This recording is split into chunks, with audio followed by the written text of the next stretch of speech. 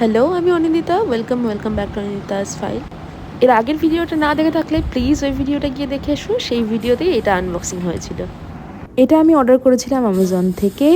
তো এটার লিঙ্ক আমি এই ভিডিওতেও অবশ্যই অ্যাটাচ করে দেবো। তো প্রথমেই এখানে যা যা ছিল সেটা ম্যানুয়াল দেখে আমি স্টেপ বাই স্টেপ অ্যাড করছি। প্রথমে বেসটা, তারপরে দু সাইডেরটা, তারপরে এখানে একটা জুতো রাখার র্যাক টাইপের আছে, যেটার জন্য দুপাশে খাঁচা টাইপের করা আছে, সেগুলোকেও অ্যাড করতে হচ্ছে।